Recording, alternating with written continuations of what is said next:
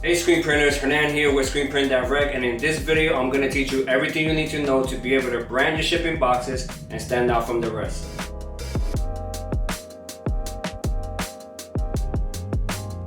Before committing to designing your artwork, you first want to check the size of your box and inspect the areas where you would like to print your design. A great tool that you can use to get accurate measurements is using a T-square ruler. The boxes that we're using today are 11 by 10 by 8, which are the perfect size to ship a few items from your shop to your customers.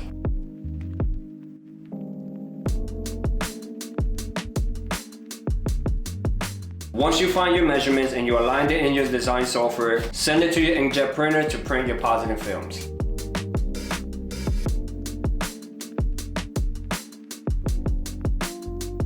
When it comes to choosing your screen and the mesh count, it all depends how detailed your artwork is. If your artwork has fine details, you want to go with a higher mesh. If your design only has bulky text, you may want to go with a lower mesh count such as a 110. Since our artwork has bulky text but it also has small text at the bottom, we're going to go for 230 mesh for this job.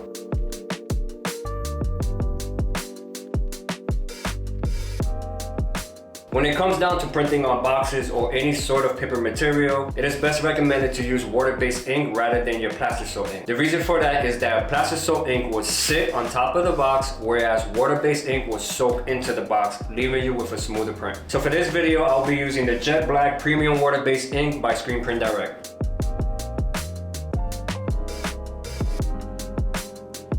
When using water-based ink, you want to make sure you don't overflow your design. Flood your screen once and give it an even push or pull.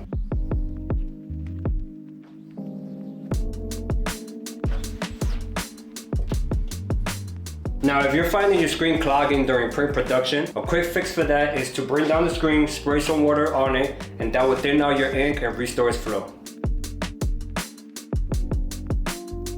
When it's time to dry your boxes, you don't need any expensive equipment such as a conveyor dryer or even a flash dryer. Although if you have a conveyor dryer, it's more beneficial to use it as it will dry your boxes faster. But if you don't have any of that, you can easily dry your boxes by laying or standing on the ground and let them sit for a few hours to fully dry.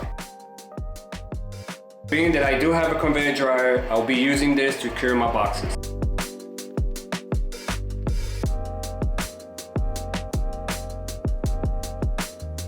Using custom branded boxes to ship out your orders goes a long way. Not only does it provide free promo for your brand or business, but it can also showcase your brand's identity while still leaving a great impression on your customers. As you can see, it's easy to screen print your own boxes when using the correct supplies. All you will need is a single color press, your exposed screen, a squeegee, and your water-based ink. You can also use a DIY style press if you don't have the space for a single color press. Of course, links to all the products are available for you in the description to check out. Now that you have learned how to screen print on boxes, what ideas do you have for your first custom branded box? Be sure to stay connected by following us on all social media platforms and subscribing to our channel. Also, if you would like to see us do more videos like this, make sure you drop a comment and let us know what you're feeling. Until then, thank you for checking out this video, and I will catch y'all in the next one.